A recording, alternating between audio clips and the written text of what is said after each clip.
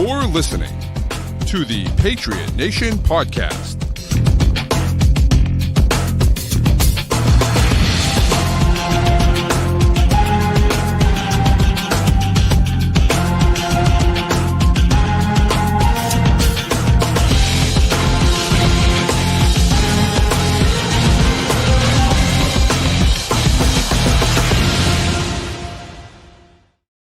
All right, welcome into another edition of the Patriot Nation podcast, a proud member of the CLNS group of podcasts. Make sure you go down and download and subscribe to all of our great shows. But today, it is the Patriot Nation podcast, and it's a special first post-game show, which is kind of interesting. First post-game show of the 2025 season, thank God. Matt is not here today, so instead joining me is my good friend, my practice buddy, and a local high school football coach as well, Brian Kelly. Brian, thanks so much for coming through, man. Appreciate it. Yeah, thanks, Pat, for having me. I'm excited to do this. Yep. We ended up sitting in the same section last night too, so it worked out. It worked out well. It was like we were back at practice. Right. But last night, obviously, Patriots crushed the Commanders 48-18. Oh yeah. You know, final score doesn't really matter, right? In a preseason game, it just doesn't. You know, who cares who wins the game, who doesn't win the game? Washington sat 30 guys, didn't play a lot of their starters, but it was still encouraging to see. And I'll tell you, the first, not even a snap, the very first play of the 2025 season being a Travion Henderson touchdown, with some great blocking, by the way, up front. Elijah Ponder with a really nice block in the hole, and some nice blocks, you know, from a bunch of different players, obviously, but showing the speed and vision instantly from a pick that, you know, some people didn't love at the time. I know Matt was a guy that didn't love the pick at the time either. But my goodness, a lot of excitement from Travion Henderson last night. Yeah, absolutely. I mean, you look for a guy who's going to be explosive in the kick returning game, and what better than to show his explosiveness than the first NFL touch he has, taking 100 yards of the house. And I showed you, I was filming that exact play from 12 rows back, and that was like, that's something that wouldn't even cross my mind as something to happen for Henderson to take it all the way. And I thought he showed a lot of flash in the offensive game as well, so I'm excited for this season. I mean, we saw a lot of the rookies play last night, and I thought we saw a lot of positives and not a ton of negatives, and I'm sure we'll get into more of that now. Yeah, and that's, you know, one of the biggest takeaways for me is that you look at the 2025 draft class, and look, it's early, right? It's really early, but I think we've seen kind of the same type of stuff in training camp. But you start going down the list of the guys that they drafted, right? And we can take Ashby out of it because he's a long snapper, like, you know, he's doing fine, I guess. I don't know. Borregales I'll take out of it because he's looked good as a kicker, but like he's a kicker. So like I'm not really, but you go down the list of the draft picks. Will Campbell looked great last night. Had one really bad mistake, but looked great other than that last night. Travion Henderson obviously looked great last night. Jared Wilson looked great last night. Kyle Williams didn't end up on the stat sheet. Should have had a touchdown, maybe even two if Josh Dobson gave him the ball, you know, and then he got tackled on a long pass. Did drop a pass as well, but you know, that's going to happen. I thought Craig Woodson looked good last night. He made a really nice play on a kickoff. He's definitely throws his body out there, is aggressive. And so, you know, you go down the list, and then even you get all the way to the seventh round, and Marcus Bryant started. You know, he played really well. He got the start at right tackle. Yeah. And I think that's – and Bryant really – and we'll talk about Will Campbell because, you know, that's the name on everyone's on the tip of everyone's tongue. But Marcus Bryant, to me, is a really important piece because the Patriots need a swing tackle. DeMondre Jacobs played pretty well last night. He hasn't had a good camp. He did not play well last year.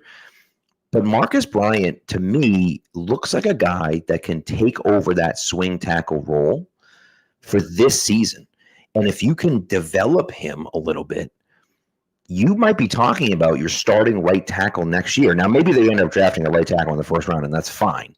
Right. But, you know, like you have at least a starting level replacement piece at right tackle. And if you feel like you have that going into next year, that opens things up massively for you in the draft. And I think that, you know, what I've seen from Brian has been encouraging. And again, it continued last night. He played right tackle, he played left tackle, he played right tackle again. Like I thought he looked good last night. 100%. I think looking at the tackle depth chart right now, it's Morgan Moses' spot to lose. But at age 34, I don't see any way in which he plays 17 games this year. I don't think that's any way he's going to be healthy 100% of the snaps, right? And so having someone like Marcus Bryant, who is a rookie, albeit a seventh rounder, but coming in, being able to play both right and left tackle, being able to swing across. And just Tuesday on the walkthrough, DeMontre Jacobs was the one taking the majority of those reps. And so pretty quickly you see that, okay, Marcus Bryant's getting the starting reps here, goes over to left tackle, does well. Jacobs comes in at right, goes back to right tackle. So it is encouraging coming from the past couple of years where you didn't really have any confidence in if the starter goes down or really even in the starter. And, a guy like Vidarian Lowe, who's been hurt a lot, didn't play last night. He's losing possible reps here. He's losing opportunity. So having someone step up like Bryant is going to be crucial for the team because he's going to have to play some important snaps, or someone at least is going to have to play some important snaps when Moses inevitably does miss some time. And if Bryant can do what he did last night, and again, you mentioned 30 guys didn't play for the Commanders, so you got to take it with a grain of salt. But if he can do that on a consistent basis and just develop, that's really encouraging. 100%. And Bryant's an interesting guy because he played at SMU for multiple years, right? And then last year transferred over to Missouri. Yeah. And of course, Armand Membu gets taken in the top 10. Right. And instead of moving him from right tackle to left tackle, which I assumed that they would do, they kept Bryant at left tackle and left Membu at right tackle. Yeah. Now, Membu's in a good situation in New York, and that was the big conversation before the draft, at least on this show, and really a lot of places, is could Membu play on the left side? But Marcus Bryant, if Missouri had felt like he could play on the right side, probably would have preferred to move Membu over to the left and put Bryant on the right. They didn't do that, right? And so Bryant coming in, it's like, okay, good. He played left tackle, and that's good, and he was in the SEC, and he looked pretty good, and whatever. But does he have the flexibility to play on the right side if he has to? And I think just seeing that for me is good, right? And I'm happy to see that he has the flexibility. Again, can he be a starter in the NFL? We don't know, right? There's no way to know that. Right. But I feel at least encouraged that if something were to happen to Moses, and you point out he's 34 years old, like 12th season, things are going to happen, and he may not. He may not last, but I will say, like I feel good about Bryant there. So, me too. All right, on the other side, Will Campbell obviously had the really bad play with Jerry Wilson that ends up in a Drake Maye turnover, which I think to me is a Drake Maye issue that we'll talk about. But I thought Campbell obviously struggled on that play. Yeah. Outside of that, the meanness and the nastiness that he plays with, they haven't had a guy like that in a long time. No, they haven't. Noah, oh God, his last name is like insane. Igbenogany. Yeah, that's it. Thank you, Igbenogany. He just bullied him. It was just he rude. Wanted no part. It reminded me of Gronk throwing guys out of the club in 2014. Yes, it was incredible. It was awesome. He just pancake after pancake, nearly getting to fight in the first play because he gives the guy a little extra shove. You've seen it. He'll fight and die for this team, and not just the quarterback. He'll fight and die for everyone on this team, and it's incredible to watch. And it's awesome. And that's exactly the type of mentality that you want to see. And he brought it. And it's not going to all be perfect, right? He's going to have some mistakes here and there. Those things are going to happen, and especially with a rookie next to him, that stuff's going to happen, right? But I was impressed with the way that he played. I looked at it and said, hey, man, like, I feel good about this, right? And so you kind of walk away smiling sometimes because I'll tell you on the Travion run, the only run that Travion had, which they ran that toss left with him out as the lead blocker, right? His form is just so perfect getting out there and blocking those corners. And then he just takes him and just drives him, throws him on the ground and pancakes him. And you're just like, man, that's just rude, dude. Like, it's just, but that's what you need. You need a little bit of that mean streak when you're playing tackle in the NFL, and he has it. Yeah, absolutely. And they showed on the broadcast, I was watching back the game. They're like, I don't know if you saw this, but 10 yards downfield, you got Will Campbell pancaking a dude all the way back to almost safety depth. And we talk about the one mistake. The nice thing with that was it seemed like it was a communication issue, not anything regarding physicalness or short arms, right? D tackle twists around the outside. The DN kind of goes in towards Wilson. Campbell stays with him, doesn't pick up the D tackle coming around. And yeah, the turnover itself is probably on Drake Maye. Probably should have thrown away earlier. But it's encouraging to be like, oh, wait, he made a rookie mistake on the same side as another rookie O lineman. Cool. That's something we can coach him and fix. It's not like he's getting beat off the line of scrimmage or having poor technique in the pass blocking game. Like, it was a communication issue. Those things are going to get fixed, and they're going to happen to everyone in the NFL, regardless if you're a 20-year vet or a rookie first-round pick. Those are things that are going to happen. 100%. His toughness and physicality is something that you know that if you can have that for a decade plus here, which knock on wood, hopefully that's the case with him, that's going to be something that everyone in this fan base is going to love. Yeah. So, he gives it a few sacks, so what? Yeah, and it's going to happen, right? And mistakes are going to happen, and he's a rookie, right? And so I'm okay with that, and especially when you have a rookie next to you. And by the way, I thought the first unit played well as a unit, right? And this is one of the things that we've kind of talked about, where the pass blocking. All right, we'll see. The run blocking, I think, from this unit is going to be really good, right? Yeah. Will Campbell, say whatever you want about him as his long arms are. He's a great run blocker. And I think that you saw that come out. I thought Jared Wilson did a nice job last night. I thought that the center did a nice job as well at center, run blocking. And, really that second drive, I mean, Drake Maye completed 3 passes, right? Like that second drive, they just ran the ball down their throat, right? And I think if they're able to do that, that to me is a good thing, and we'll see. And I think Jack Westover played pretty well at fullback. Yeah, he did. And so that seems like his role, right? Since Lampy went down, that's been his spot. Seems like he's going to make the team. Yeah, I 100% think so at this point. And look, if they can run downhill like that on a consistent basis with the running ability that Drake Maye has. That's scary. And again, they didn't play with Diggs last night. Kyle Williams really didn't play with the top unit much. A couple reps, but that's about it. And so you feel like with the speed that they have and the athleticism and talent that they have now, being able to run downhill is going to be a big advantage for the Patriots. Yeah, I feel like it's a luxury we haven't had the past few years, being able to run downhill on a consistent basis and get a good push from the O-line, 2 to 3 yards into the defense, where we can get 3-4 yards to carry, right? Where you're actually being able to convert first downs in the running game rather than just getting 2-yard gain, have to convert on 3rd and 6. Yeah. And I thought you hit the nail on the head with talking about the top line playing as a unit.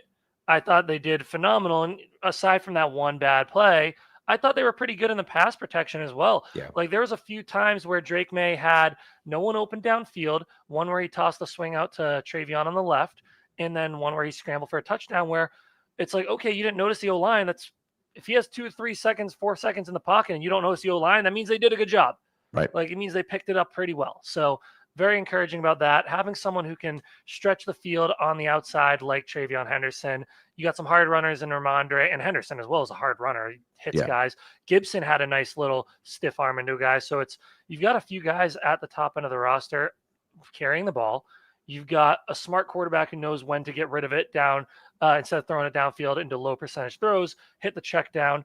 And then you've got an O-line that plays pretty well in the run game as a unit. That's a recipe for success. And hopefully it's something we can sustain throughout the year.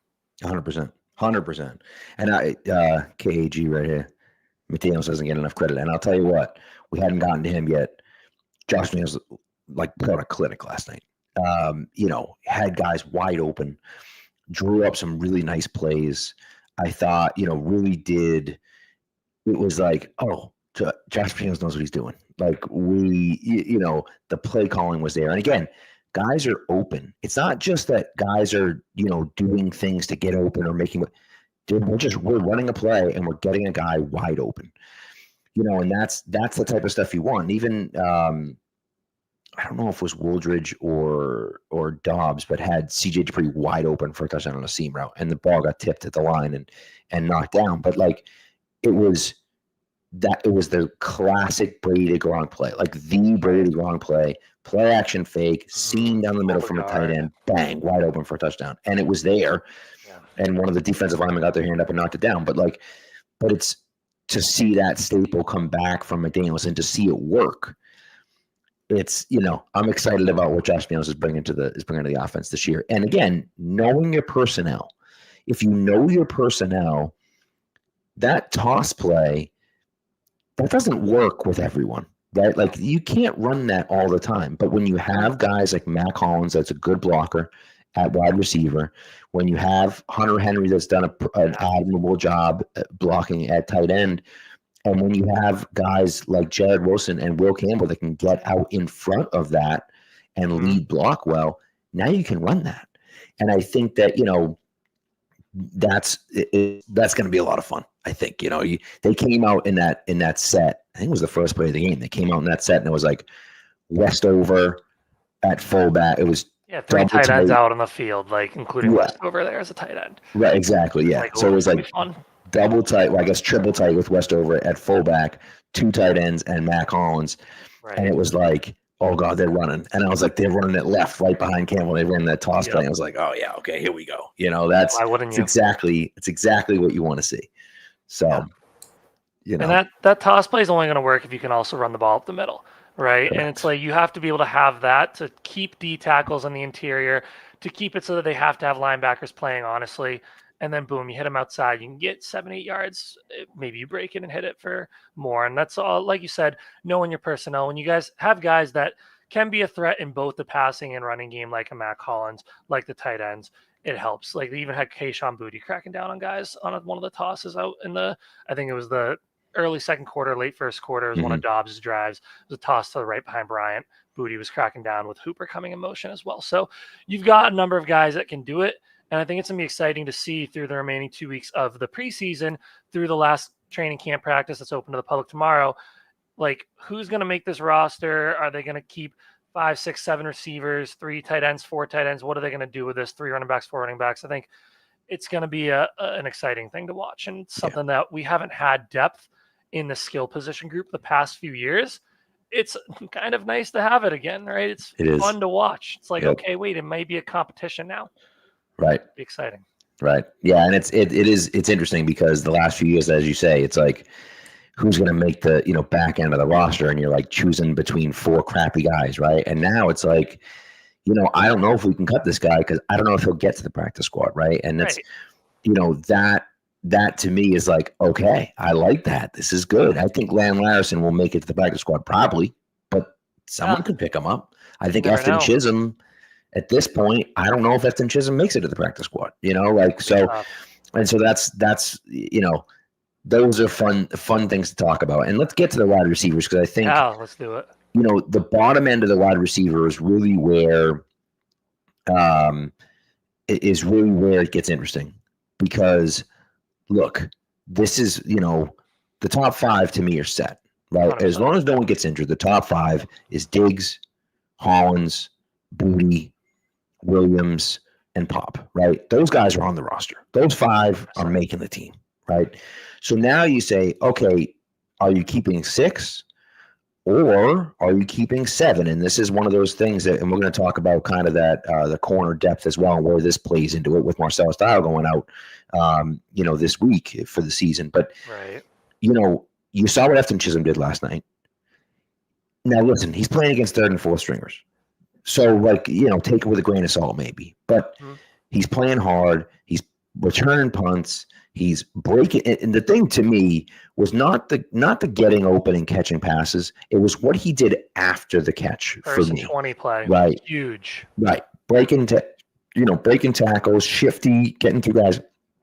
Looked like Julian Edelman, right? Julian Edelman-esque. And again, he's playing against 4th stringers. So let's not put him in the Patriots Hall of Fame just yet. Right. But he looked good. Then Javon Baker. Now Javon Baker, I don't believe had a catch last night. He didn't. But a couple targets, but Vrabel praised him. Yes. In the postgame, he had a tackle on kickoff. He had a tackle on punt.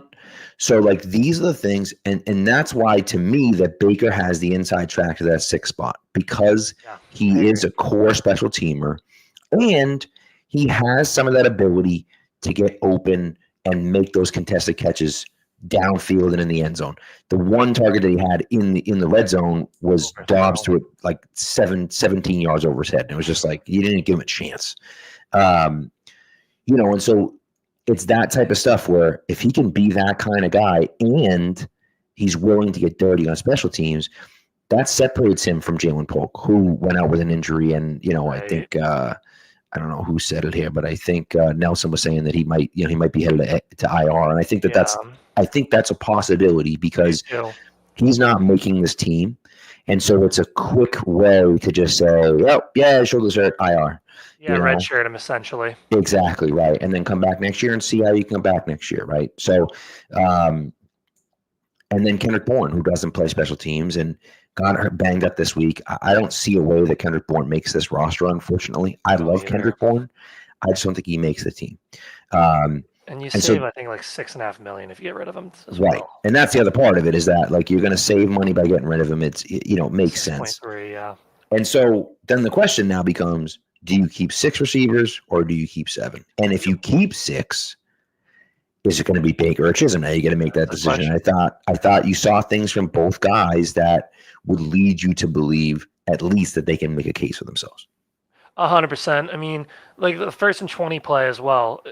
That's one of those Julian Edelman, Troy Brown, Danny Amendola-esque type of plays. Catch it behind the line of scrimmage and you convert a 1st down on 1st and 20, making 2 or 3, 4 guys miss. Like his after the catch ability is really something special. But then on the other hand, like he doesn't play gunner on special teams like Javon Baker does. Yeah, he can return punts, and he was out there for the kickoff and kick. I think he was on the kick return units at least, but he was out there for kickoff units. Yeah.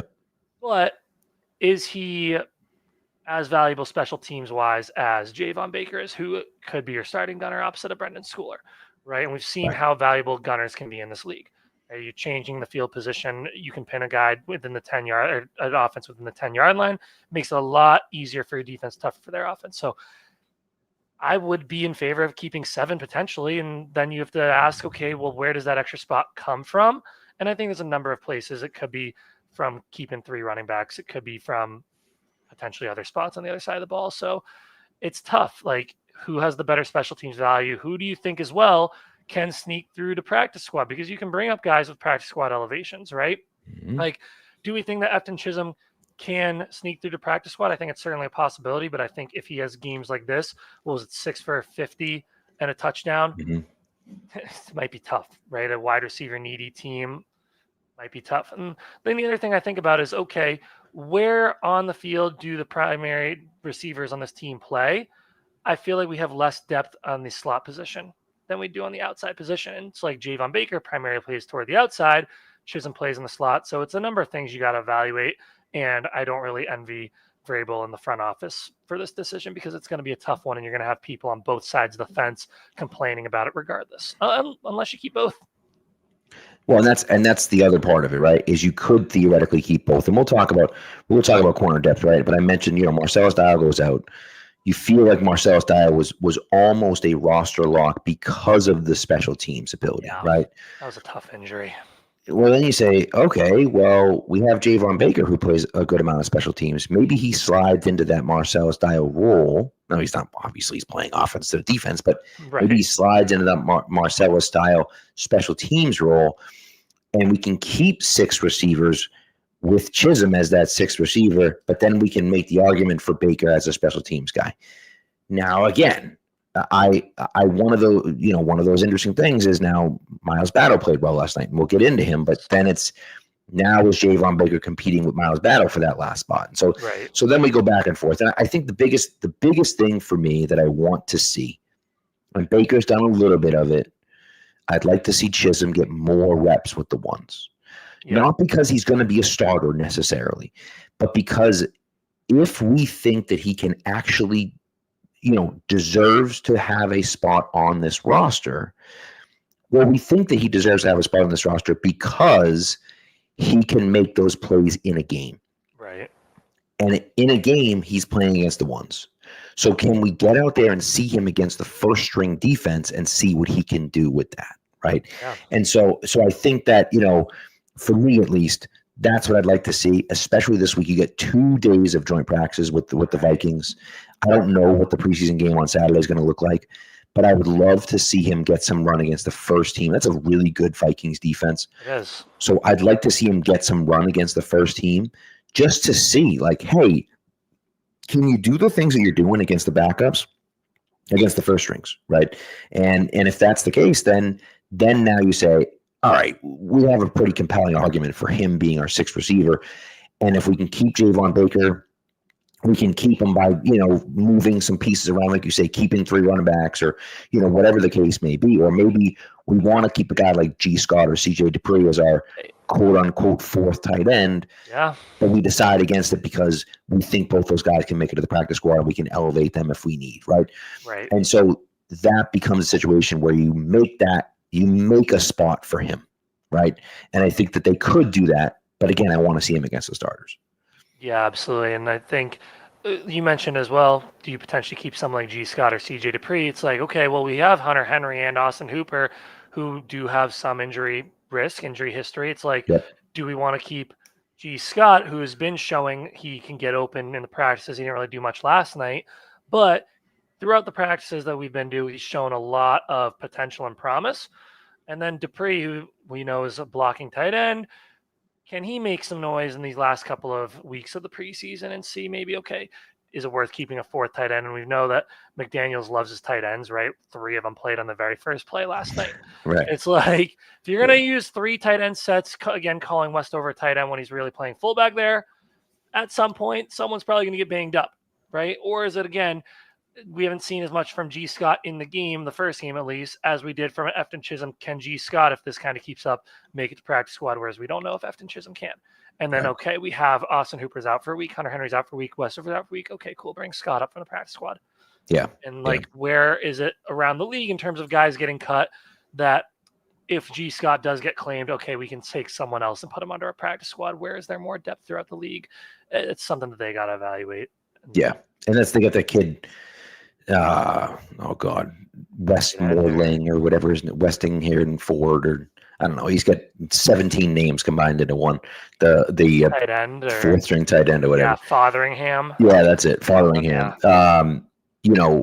So they have him as well. Jaheim Bell as well. And that's the other part of it. So who do you want? I think there's enough tight ends on the roster that you can sneak 2 or 3 onto the practice squad if you need to.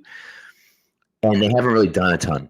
I like G. Scott. I think I've liked what I've seen him. I love CJ Dupree. We haven't seen much from him. Of course, if he catches that touchdown from Josh Dobbs, it might be a different story, right? But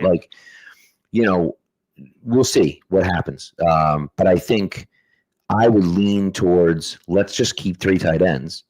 And Old Man Mob asked the question. By the way, hope you're doing well, Old Man Mob. Heard you in the hospital last night. Hope everything's good. But Westover is the fullback, as far as I'm concerned. Like he's the fullback. Taking every rep.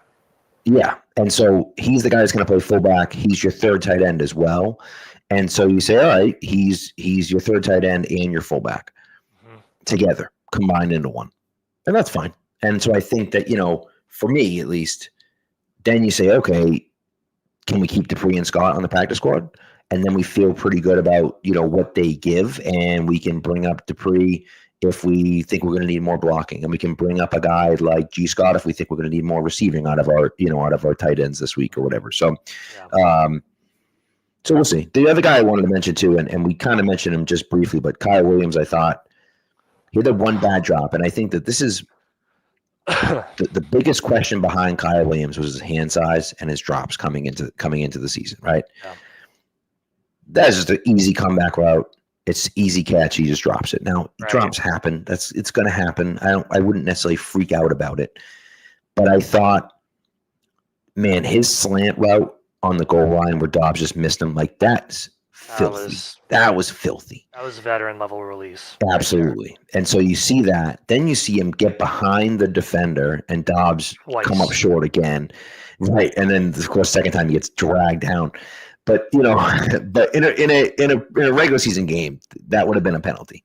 Preseason, they're like, just punt the ball and end the half. Like, what are we doing? I don't know. We've seen a lot of times where they don't call that in the regular season That's either. true. That is very They true. were mid-season form. The refs don't need the preseason. Yeah. They were ready. But I thought I was encouraged by what I saw from Williams last night. Ends up with 0 catches, but like should have had a touchdown. And again, that second one could have been a long touchdown pass. And if Drake Maye is throwing it, I think it probably is. But I agree. But, we'll see. And Dobbs is something that, and someone, heck, where was it? Hold on. Wait. Sorry. There it is. I saved it, you idiot. I was looking at that one earlier. Wooldridge, I wouldn't say he's an undrafted steal, but he played well last night. He did. And I will say this: he's been awful in training camp, awful in training camp. He has gotten almost 0 team reps, like almost 0 in the last week or two. Right. But he went out there and played well. Now again, he's playing against 4th string guys, but it doesn't matter. He played well last night. He was decisive. He was pretty accurate with the football. I think that, that was encouraging for me to see. I think Josh Dobbs stays your backup quarterback simply because he's experienced and, they like the fact that he can be kind of a mentor to Drake Maye, and that's why he was brought in the first place. And he definitely outplayed, he was outplayed by Wooldridge last night. Not even close. I mean, Dobbs had a rough night last night. Dobbs was terrible. I also thought that on Wednesday, Josh Dobbs played really well in training camp. I thought he had some really, really nice throws. I thought he was decisive with the football. I thought he was accurate with the football on Wednesday. Yeah. So then, he has a good day in practice and a bad day in the game. He's a backup quarterback. That's what you're going to get. If Drake Maye, let's put it this way. If Drake Maye goes down, we're screwed.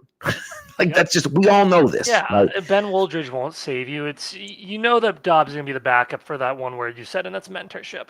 Right? Wooldridge right now is auditioning to be the practice squad guy the Patriots keep in the event that, God forbid, Drake Maye went down. Right. And Wooldridge is playing well in the practice squad. You bring him up, and maybe he actually starts over Dobbs, but you're keeping Dobbs on the roster as a mentor rather than 100%. to save your season if Drake Maye goes down. Like you said, if, knock on wood, Drake Maye goes down, you're done.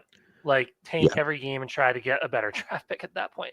You're not doing anything. And Wooldridge is auditioning for a practice squad job, either here or elsewhere across the league, or maybe as a potential backup to a superstar quarterback where they want a young backup to potentially develop under him. And he played well. He had a great audition last night. He played well. And I think that to me, that point that you just made to me is where you're looking. If Wooldridge does well enough, I think he gets on the practice squad. He's your practice squad 3rd quarterback, right? And then next year, Dobbs leaves because you don't need the mentor. Drake Maye's going into his 3rd year next year. You don't need a mentor anymore, right? And so now you have a young backup behind Drake Maye that you feel okay about. It's not. Ben Wooldridge isn't like, we're comparing him to young Brady now in the chat, but come on.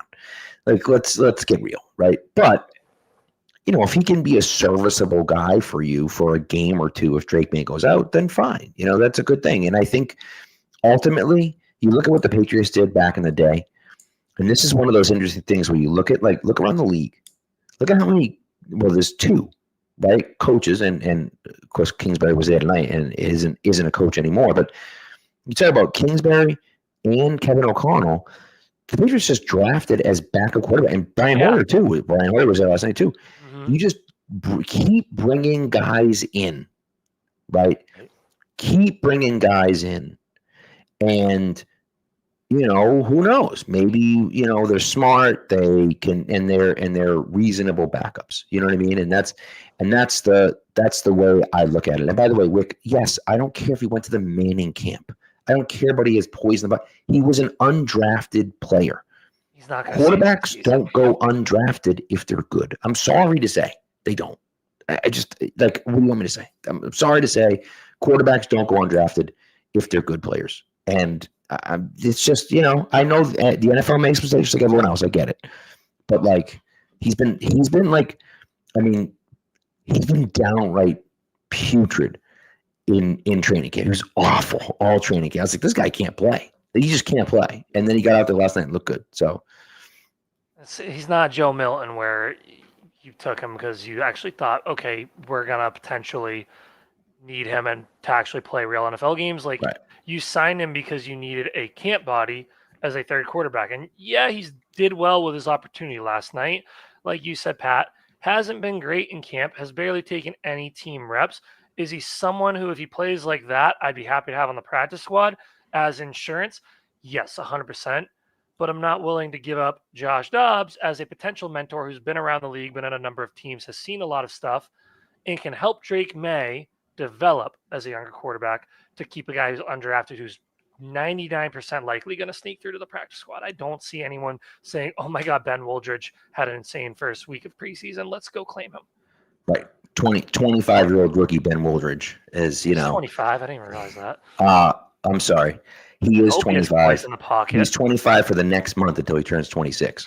So he was born in 1999. So come on now. COVID red shirts. So, I mean, listen, and I'm not saying, whatever, but like, let's not pretend like he's, like he's the second coming. So, all right, we're going to take a quick ad break, and then we'll get over to the defense as well. And, we might have some leftover thoughts on the offense as well, but here we go. So, of course, this ad is for Prize Picks. Prize Picks is the best place to turn your sports knowledge into cash. With millions of members, Prize Picks made daily fantasy sports accessible to all. Just pick more or less on at least two players for a shot to win up to 2,000 times your cash. Run your game all season long on Prize Picks. Now, football's back, baby. Football is back, which means you should be making football rosters on Prize Picks. What else would you be doing? Like, come on now, right?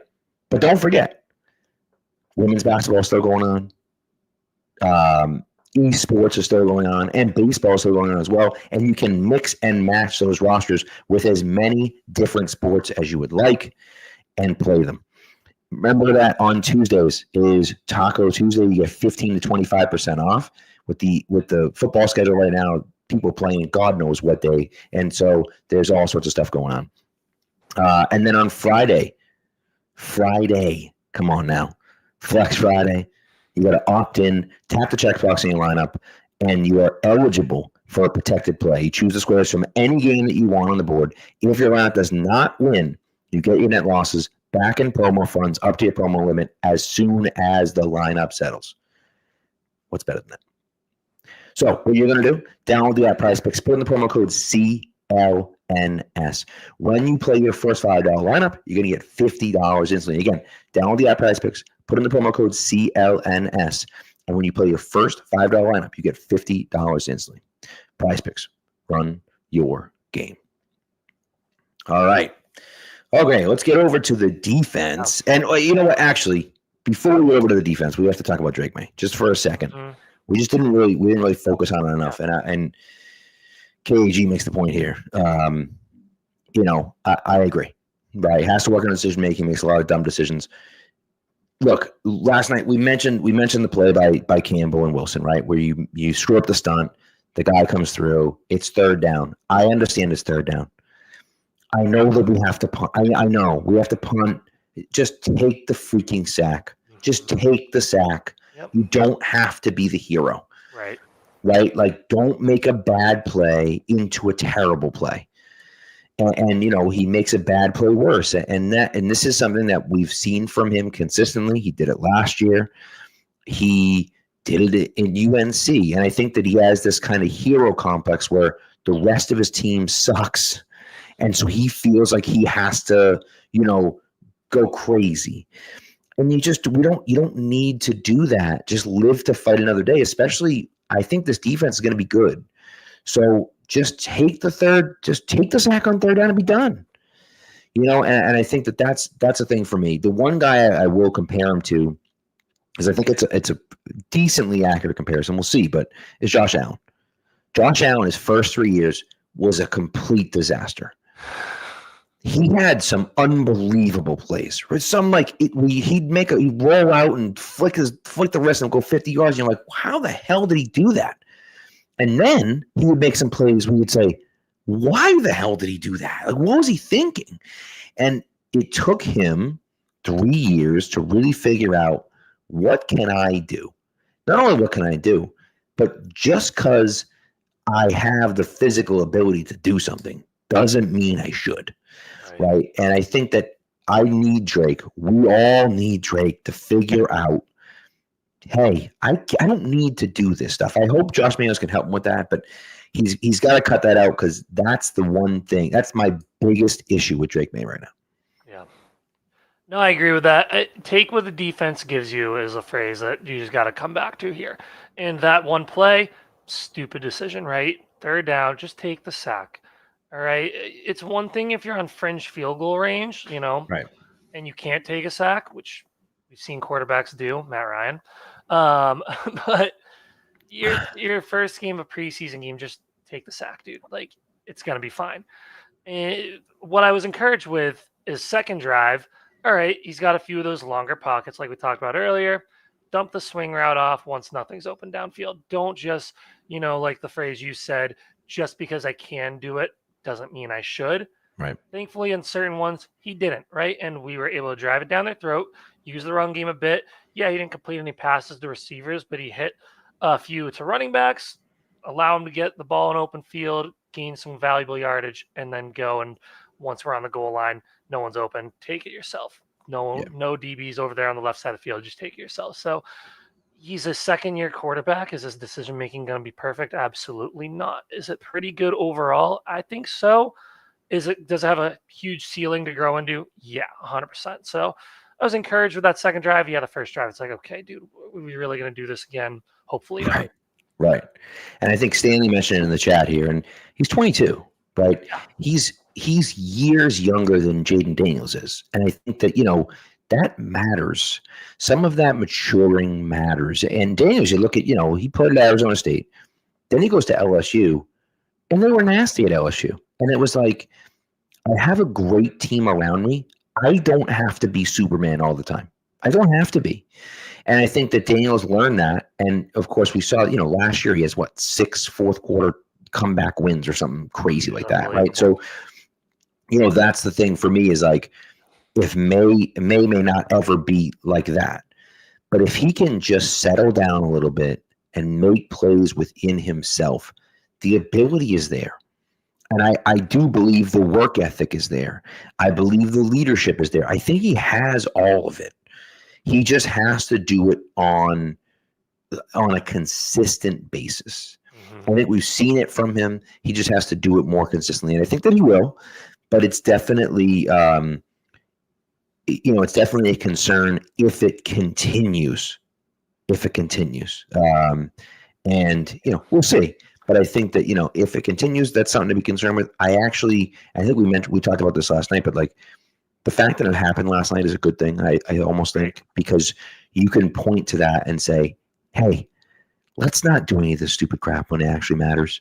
Like last night didn't really make a difference, but like, let's not do any of this stuff when the games matter.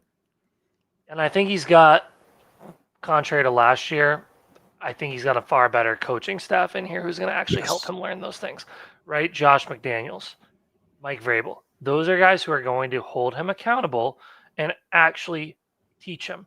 I thought AVP did a pretty good job overall last year, but I don't know if we had it in the head coaching position. Right. He was holding guys accountable. And when he said something publicly, he was actually doing those things behind closed doors. We saw certain instances he wasn't.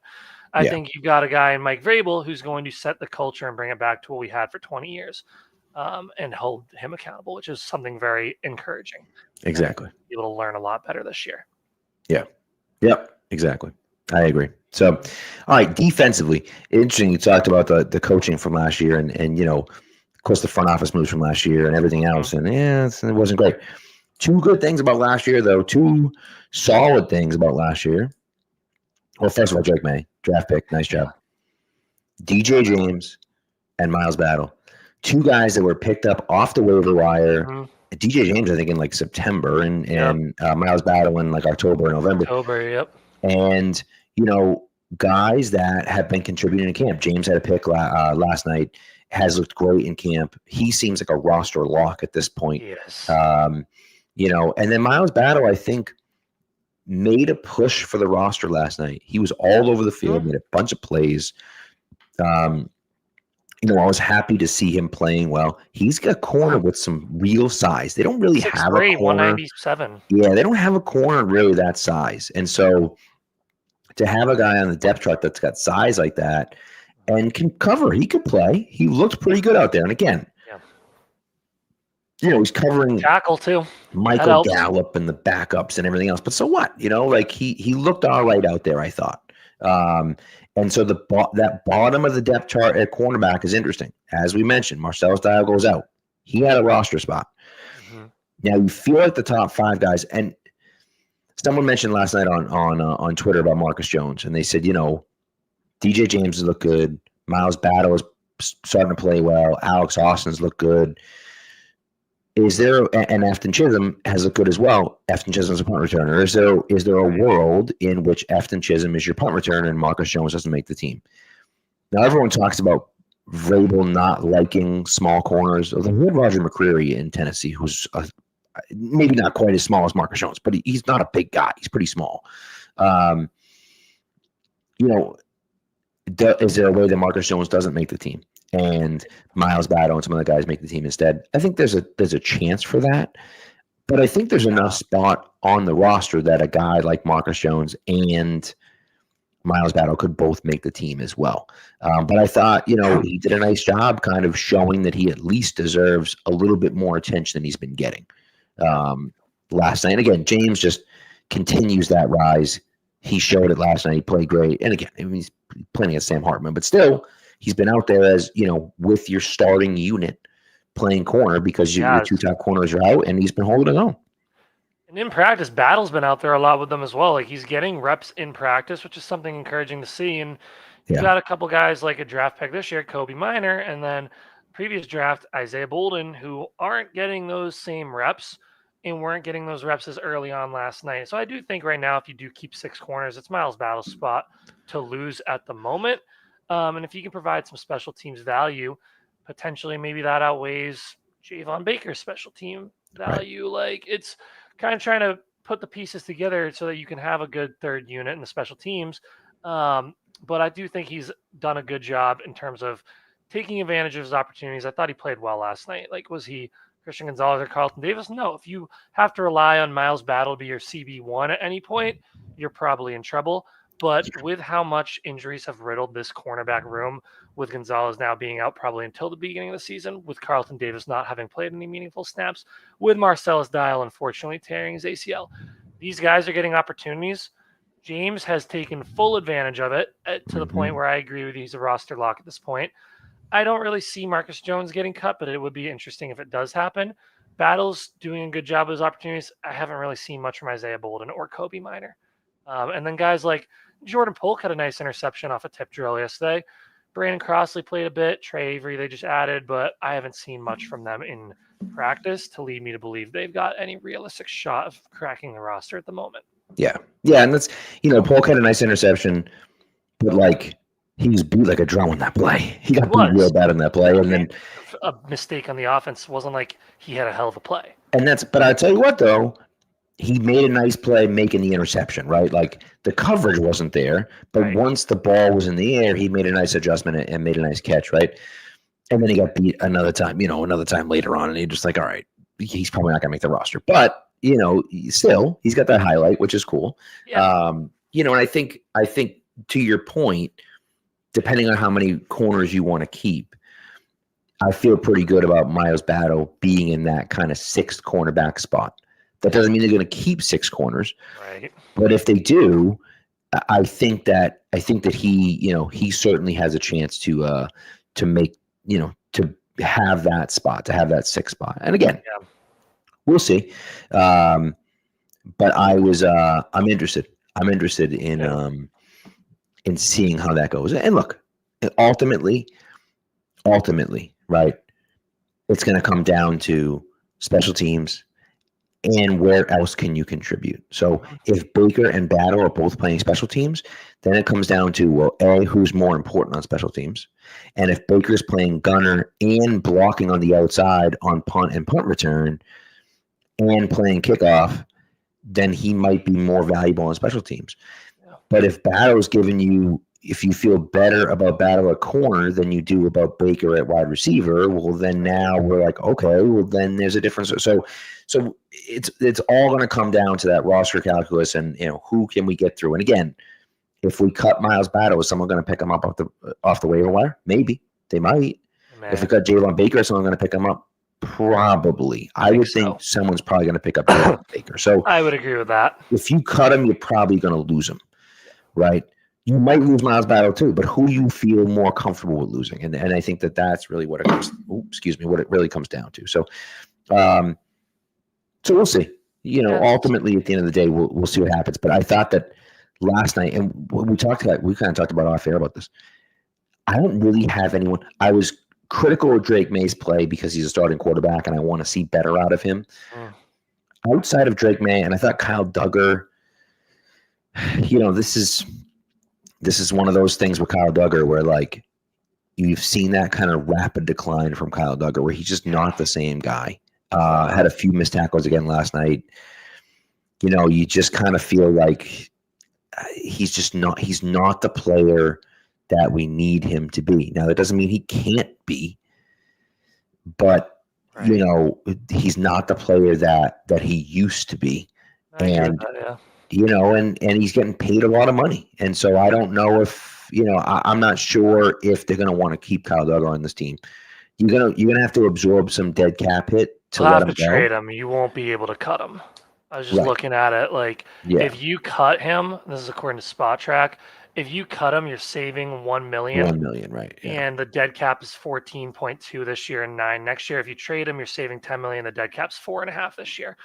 So, someone's going to be willing to pay nothing high. Like, you're not going to get a top 4 round pick, but you could get a 5th or a 6th for him at this point. Yeah. Like, I think they did all say it on the broadcast as well. I think it was Zolak said it. It's like, it's the first game you haven't been actually tackling. Like, guys are going to miss tackles now if that continues into preseason weeks 2 and 3. Okay, now I'm a little more concerned, but I think he can still play. I think he does have I think he should have a spot on this roster at least. I don't know if he does. Yeah. Yeah, and I think there's certainly a chance that he makes the roster still. I'm interested in seeing, like, Marcus Epps is a guy that, like, he played well, I thought. He played pretty well. He's playing late in the game though, and that's a little concerning for me. I thought, okay, he's a special team. He was a free agent signing. I thought there'd be a spot for him, but Craig Woodson, I think, has played so well that you look at it and say, well, we feel good about Craig Woodson there. That was Marcus Epps' role, but, like, it's not anymore because Craig Woodson's playing so well. And so, that for me is one of those things where it's like, okay, he might just get boxed out of a role, right? Because I think Jalen Hawkins has played well enough. I think Hawkins is a lock. That he's on the team, right? And then you say, okay, well, Peppers is on the team. If Duggar's on the team and Woodson's on the team, that's already 4 safeties. How many safeties are you going to keep? And they could keep more because they play with a lot of safeties, but Schooler too. I mean, special teamer over safety, but I still could see him keeping 5. I mean, we were playing with 3 safeties out there a lot last night. Like, Peppers is a hybrid linebacker safety. Maybe you only keep 3 linebackers and you keep 5 safeties, excluding Schooler, and you keep both. Well, obviously you're keeping Woodson, but you keep Epps on the roster as well. Right. So maybe you go one short at corner as well, potentially, because you're playing more safeties out there than corner. Yeah, I agree. Conversation. Yeah, so we'll see what happens, But it really is kind of interesting, kind of that bottom of the roster, and I think that to me, at least, that's the stuff that's fascinating, is the bottom of the roster stuff, because for right now, and this has not been the case in previous years, but for right now, the Patriots have the top of their roster is pretty solidified, right? You feel pretty good about everyone that's there. The bottom of the roster is where you start looking at things. So Elijah Ponder's a guy that has made some strides in the last week or 2, right? Yep. Truman Jones is a guy in the last few weeks has made some noise, right? He started last night, you're right. They both had a pressure or 2 last night. I thought they looked okay last night. I thought Jones did well in the run game as well. He had a few nice plays. Yep. And again, Ponder made the big block on the Travion Henderson touchdown. So, it's one of those things where those guys might make the roster. And a guy like Anthony Jennings, who I love Anthony Jennings. I know you do, yeah. Love him. But he's playing late in the fourth quarter last night. That's just not a good sign. End of the game. That's not a good sign. You know, No. that he's playing at the very end. Like, you know, he's playing and guys like Elijah Ponder and Truman Jones aren't. And that's just not, Right. you know, that's not what you want to see. And Matt kind of mentioned it right away, but like this system in particular doesn't really fit what he does well. It doesn't, unfortunately. He's a really good run-stopping defensive end. Yep. But like that's not what they need right now. No. It doesn't really fit the system that they're doing. I love him as well. It's like tough to watch. I was there with my brother last night, and I kept being like, "Oh my God, Jennings back out. Jennings back out. Is he gonna be pulled? Nope. Right. There till the literally last play of the game. He's out there on the field. So I think it's hard to get rid of a guy who is so reliable overall on early down situations, defending the run as an edge guy. But do you keep Swinson, Ponder, Jones because of potential upside over Jennings, where like Jennings is high floor, low ceiling. Right. Like you know what you're getting out of him. You're not going to get a guy who's going to get more than a few sacks a year. You're keeping him there to defend the run. And so to me, a guy like that is valuable on the roster, but do you feel confident enough with the other guys that they can develop into good run defenders, that they have more upside in the pass rush? So, right. And I agree with you. I think it's a bad sign for Jennings. I think really what they were doing is auditioning him for a trade. Like looking at the numbers, you can save an extra $1.4 million by trading him rather than cutting him.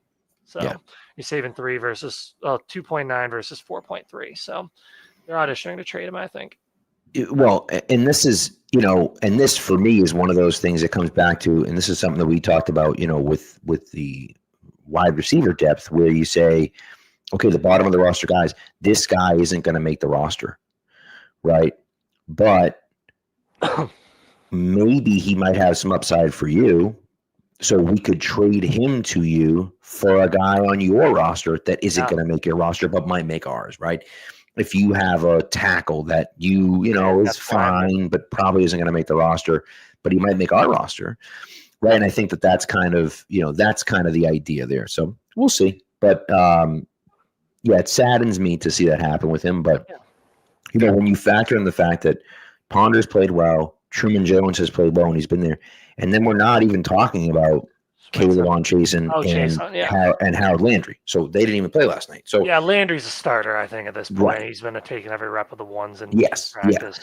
So then you say, okay, well the edge position is pretty full, and is there a spot for Anthony Jennings? And I think the answer that's probably no. I agree with you. And so then you say, okay, well now what? So can we trade him somewhere else or whatnot? So maybe you get a pick swap as well. Like you trade him in a 7th for a 6th. Cool. Right. You move up 30 spots in the draft. Yeah. Send him somewhere he likes. Well, and again, somewhere he has a shot to make the roster, right? Yeah. If you're running a defense like Mayo and Belichick ran, he's a good fit. He's a guy that can play the edge and and stop the run. I think that's an important player. Very important. It's just not that important in this particular type of defense. Right. He's kind of a tweener, and he just doesn't do enough for you. So, so we'll see. The one thing, the other bottom of the roster thing we didn't talk about was the interior of the offensive line. I thought, that's right. Ben Brown last night was interesting because he played center and he played left guard, and to me, this is a situation where you're looking at, what is my depth going to be? Where is my bottom of the roster depth going to be, right? Cole Strange is a backup. Layden Robinson's a backup. Alec Lindstrom's a backup, right? Tyrese Robinson's a backup. You get all these kind of interior guys that are backups, but if you feel like Ben Brown's played admirable at center, which I think he's done a good enough job at center. He's done a fine job at center. And if he can give you replacement level play at left guard, well, then you feel like, well, I can keep Ben Brown and he can be my super sub on the inside, and he can cover any of those guard spots as well as center if any of those guys go down. And, does that mean you're cutting Cole Strange? I don't know about that, but it might mean you don't have to keep a guy like Layden Robinson or a guy like Alec Lindstrom, or you can have him. You can keep one less lineman because he can play both center and guard for you, and I think Right. that matters. And I think with that, like the twos when they came in, it was the three centers you have on the roster, essentially, aside from Lindstrom, playing in there, right? Bradbury, Brown, and Strange were your interior guys. And you had Brian moved over to left tackle from right where he started, and Jacobs came in to play right tackle. So I think it's probably fair to say that unless Vidarian Lowe comes back and makes everyone jaw drop, which I don't see happening, I think Bryant and Jacobs are your backup tackles. Mhm. But that interior spot's interesting. The one guy I look at that I'm like kind of surprised by is once they went to the next set of twos where they took Bradbury out, the guy who came in was Tyrese Robinson, and he played left guard with the twos while Brown was at center and Strange at right guard.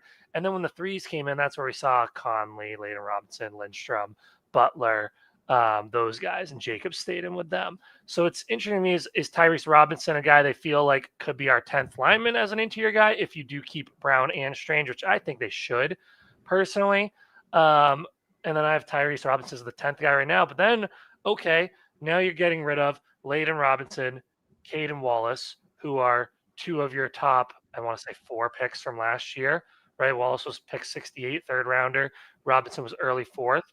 Okay, we're already probably getting rid of or throwing it to IR Jalen Polk, potentially Javon Baker's on. Like, you lose 4 of your top 5 draft picks from last year at that point. Like, I just want to know where the heck is Caden Wallace? Why didn't he play? Because we have no news about injury with him. City So the same thing. Why is he not dressing? I mean, I know they moved Wallace in from tackle to guard. I would think he has more of a chance to make the roster at guard, but if you're not out there healthy, you're not going to make the team. Yeah, I mean, 8th overall last year. It's sad. Yeah, it's rough. The two of them, the fact that they both didn't, and City So didn't dress, the fact that Caden Wallace and City So didn't dress last night, and there was no word on an injury. Right. That's the confusing thing. It just feels like you're not even close to making the roster. And maybe they are hurt. And they could be hurt. They could be, but we haven't seen them get in. Although, did City So may have left with an injury the other day. I think he might have. But Caden Wallace didn't. Not that I saw. Not that I saw, and I've tried to scour Twitter, and I'm not seeing anything about it. So I don't know. That's a tough thing for me where I don't know what you do with the interior of the offensive line. And again, it's what sucks is that, again, Drake Maye, we'll see with Drake Maye, but I think, the ceiling is the roof, as Michael Jordan would say.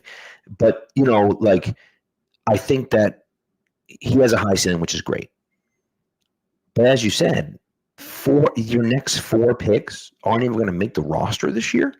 Right. That's disastrous. Just absolutely disastrous. And I get it with regime change, but that's still sad. Right.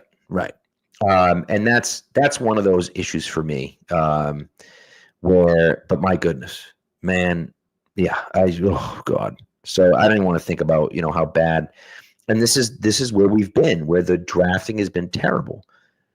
Well, now you look at this year, and again, it's early. We're one preseason game in, right? But it looks like you got starters all over the place on your draft bottom board. Of the draft, yeah. And even at the bottom of the draft, now you're saying, all right, great. We have our third string tackle in the 7th round, right? Right. We're drafting, in the 4th round, we're drafting a safety we feel really good about. So, you're getting day 3 picks that are making an impact on your roster day 1.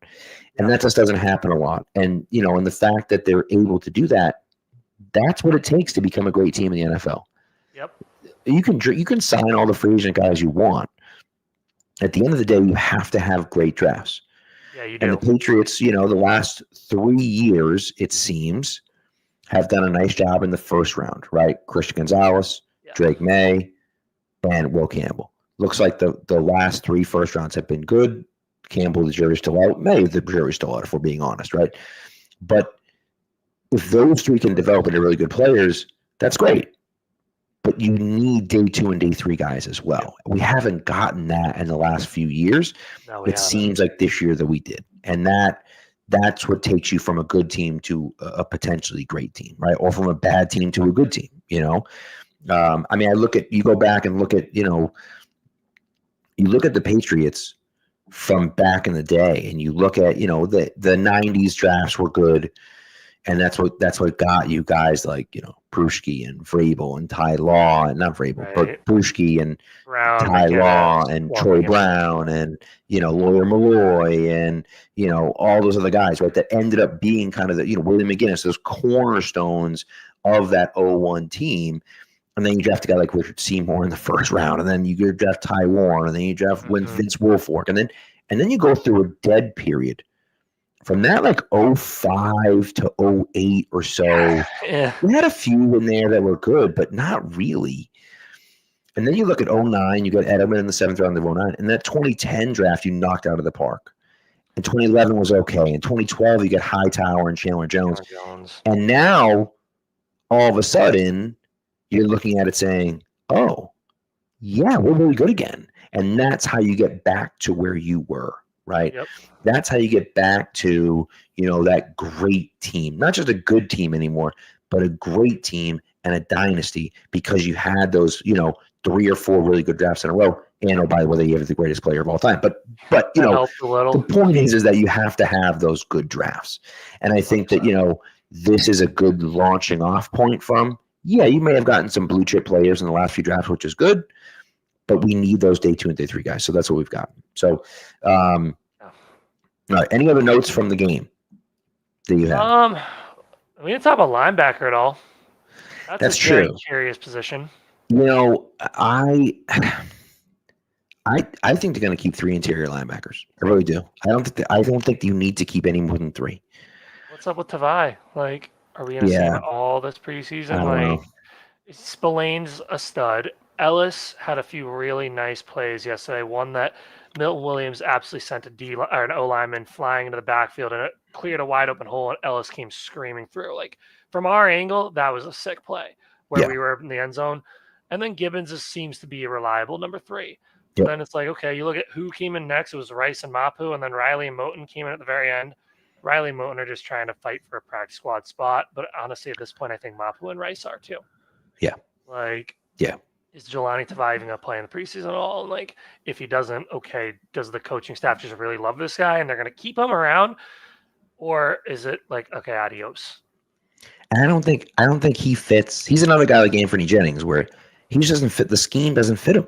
He's just like, he's not the guy. He's not the type of guy they want. And so, I think Tavai's probably gone. And I think, as you pointed out, those 3 guys are your 3 guys. And then you're talking about, Monty Rice and Mate Mapu. Like, they didn't do anything last night, even against the backups, Yeah. And so I look at it and just say, like, I don't think that you keep any of those guys. And again, especially where you're looking at potentially running backs and wide receivers and corners, you want to keep extra guys. Right. You got to cut from somewhere.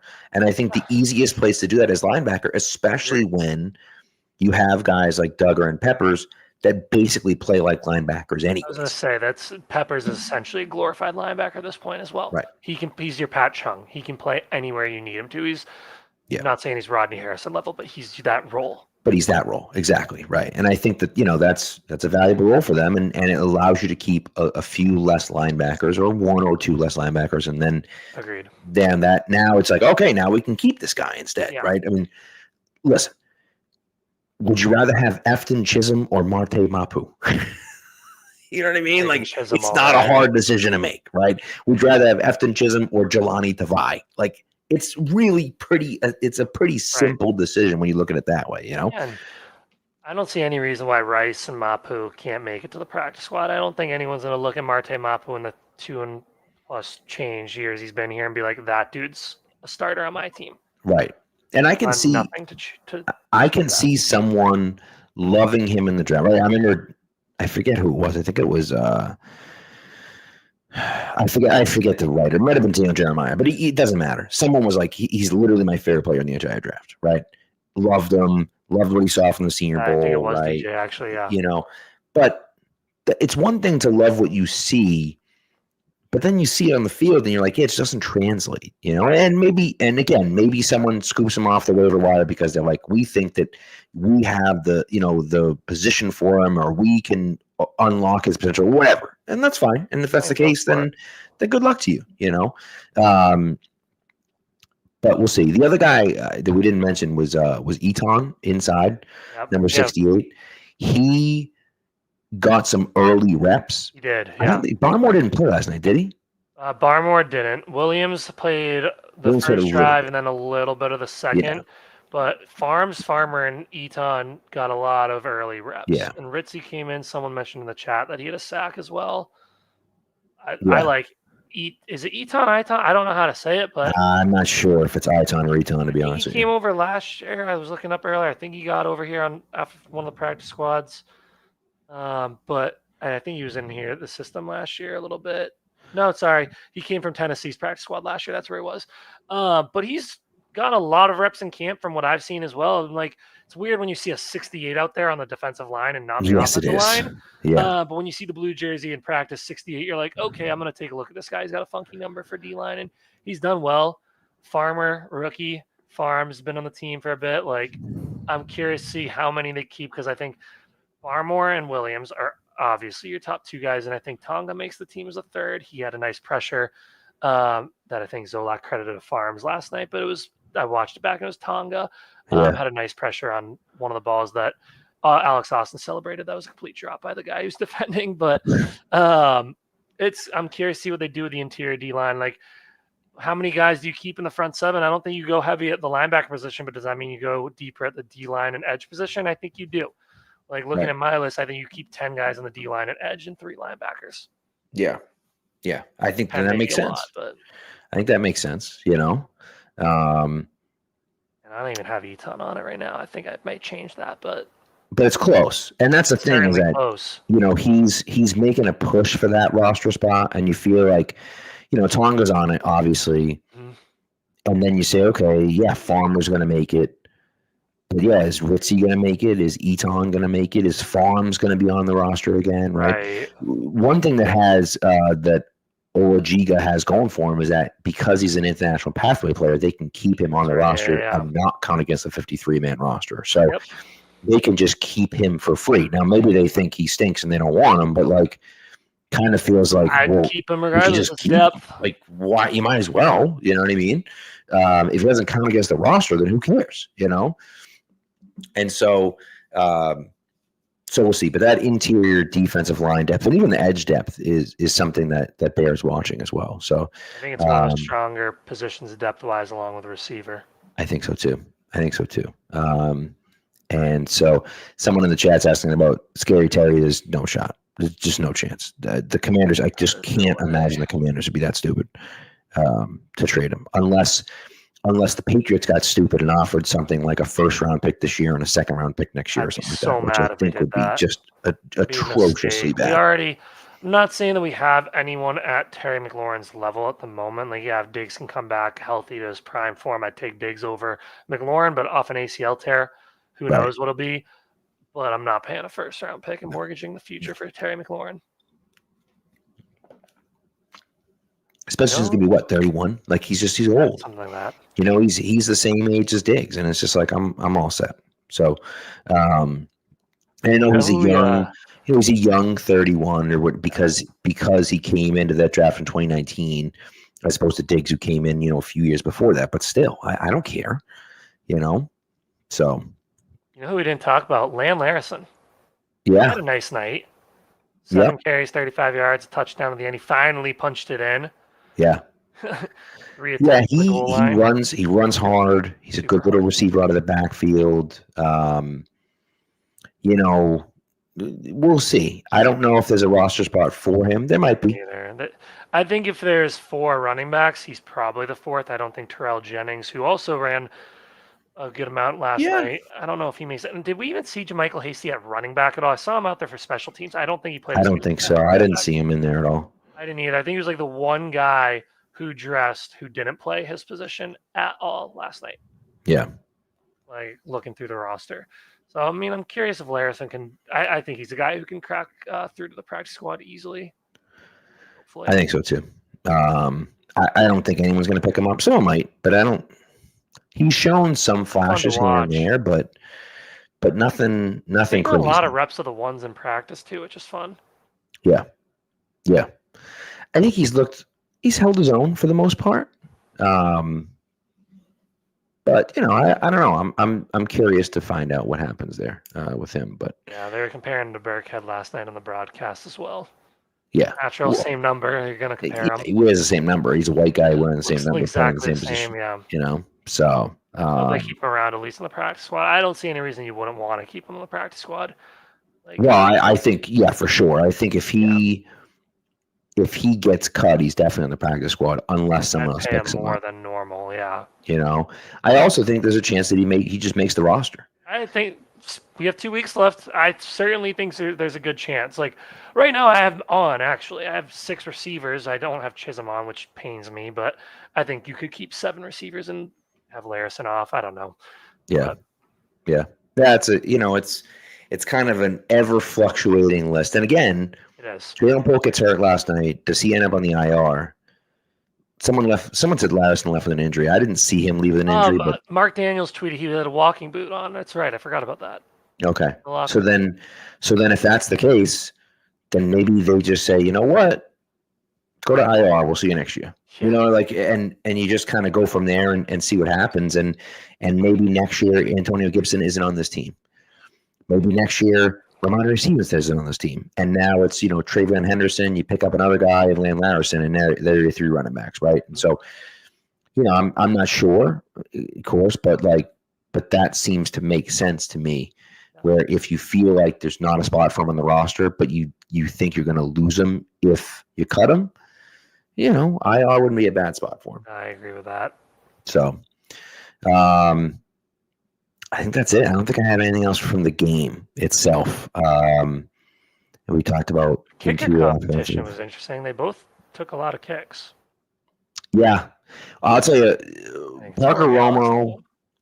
If these were 2 veteran kickers, I think Parker Romo would have a strong case at being the guy. He hit 57-yarder last night. Right toward us. That was awesome, and he hit it pretty easily too. Yeah, he does kick it a little low at times.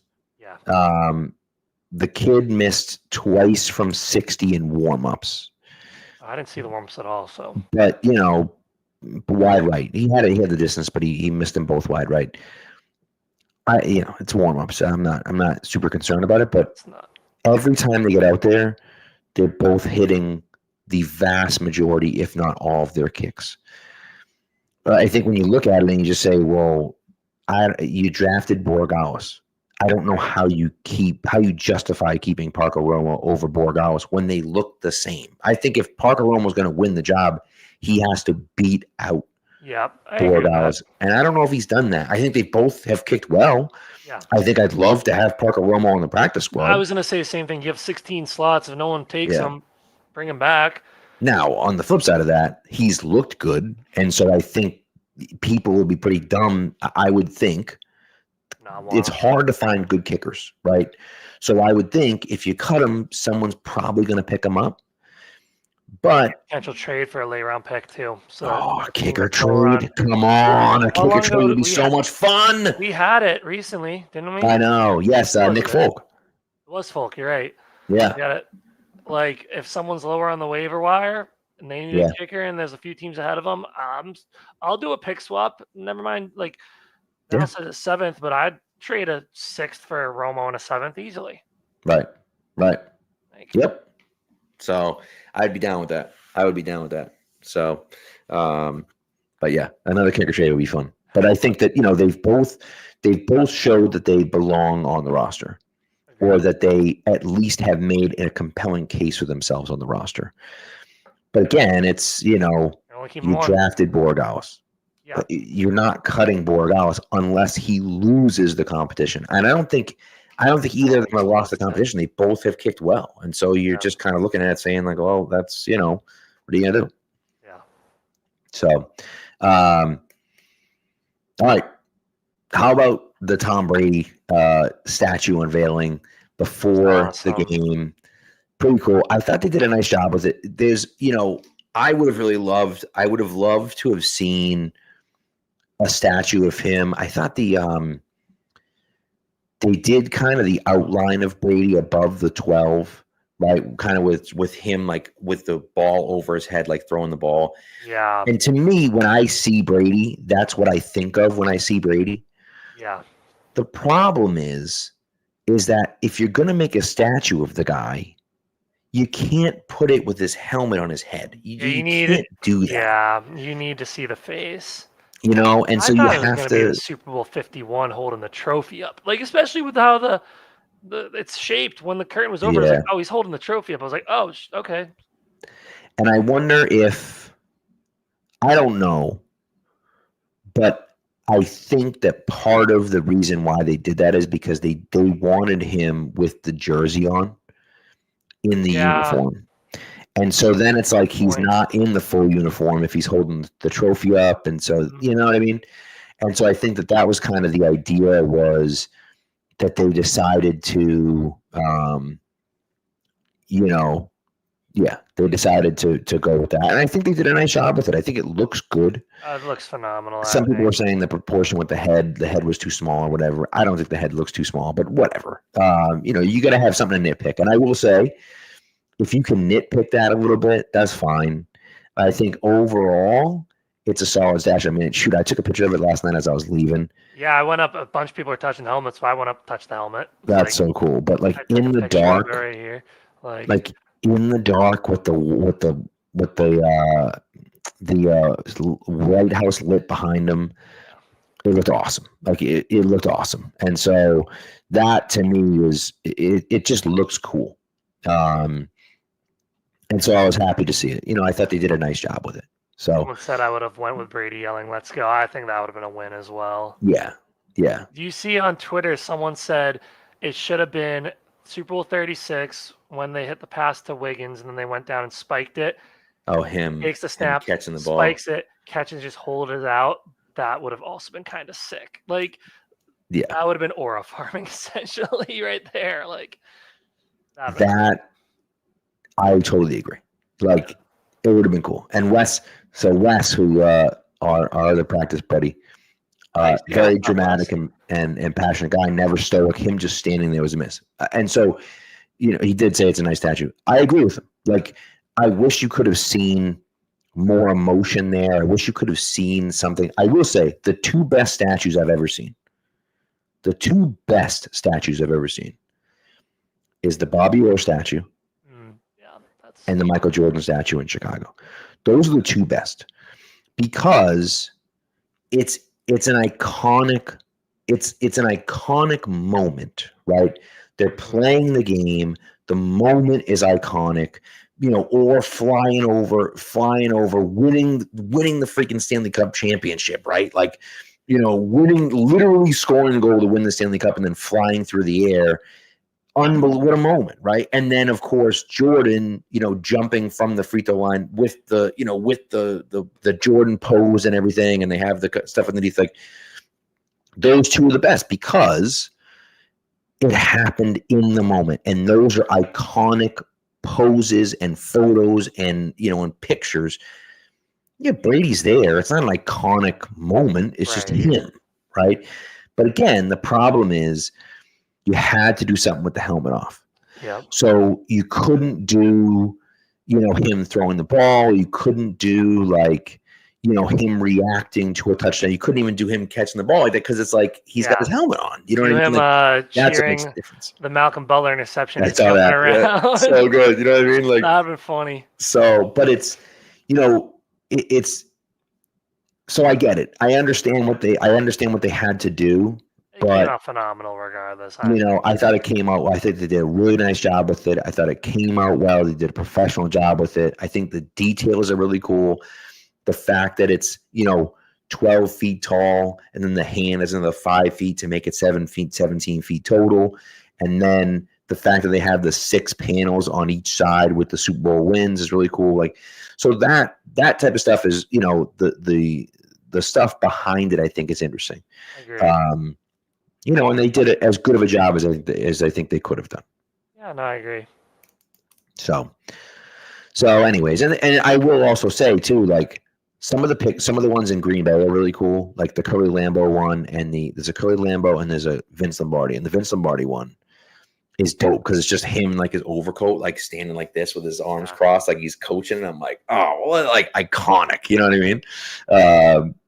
But I thought it did a good job. Again, it's not an old man mom that says him yelling like "let's go" or something like that, or even like fist bumping when he's like running to the end of the running to the end or something. Yeah. I get it, but again, the hard thing is to have that come through on the bronze statue with him yelling and the expression in his face. Like I just don't think you could have ever gotten it totally right. You know what I mean? Right. And so that's why I think it makes more sense to do it the way they did it. But nevertheless. So, all right. Anyways, you got anything else?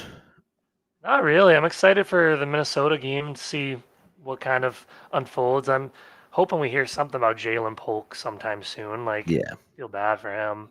Yeah. I thought he had a good week of practice the past week as well. He had the one day where he's 4 for 4 on one-on-ones. Like, kind of just sucks to see a guy get hurt, but it means you can redshirt him. Cool. Right. He was trending the fact that he was trending in the right direction, then maybe he comes back next year and he makes another stride and you feel like, okay, now he can actually get on the field and play. Yeah. We'll see, but I think it's better than the alternative because I don't see a path for him onto the roster right now. I don't either. And so if he ends up on the IR, then you feel like, okay, let's regroup. We can come back next year and see what happens. It's like maybe at that point you don't have some of these other guys above him anymore. Right. Or even at this point, because of the new rules, if you put him on IR now, you could bring him back at some point later on in the season. And so if you put him on IR and a guy or two goes down with an injury, yes, even during the offseason. Oh, I didn't realize that. Yes. So if you put them on the IR, you could, because it used to be you had to get the guys through the 53-man roster to bring them back. Still that. Oh. But that's not the case. And so they could put them on the IR now in the next week or whatever. I'm not exactly sure when that cutoff is, but I know it's before the 50. I know it's before the cutdown. I do know that. So okay. You could put him on the IR and then theoretically bring him back if a few guys went down with an injury and you needed more depth, So we'll see. Yeah. So anyways, that's what we got. Yeah. Thanks for having me. Dude, this has been so much fun. This has been so much fun. I appreciate it, Brian. And I'm excited to, are you going to practice tomorrow as well? Yeah. You? All right. I will be there. Yes. Right, I'll see you there. The last public practice. Last practice open to the public. So, and good luck. You're coaching. Where are you coaching? I'm at Tri-County. Tell everyone yes, Tri-County. Little shout out to the Tri-County Cougars? Tigers? Cougars. You had it right the first time. Yeah. That's what I thought. Okay. Yep. Nice. Yep. So good luck to them. Appreciate it. Thank you. We start up next week. Hope your students or your players are watching you talk about the Patriots. I'll have to let them know.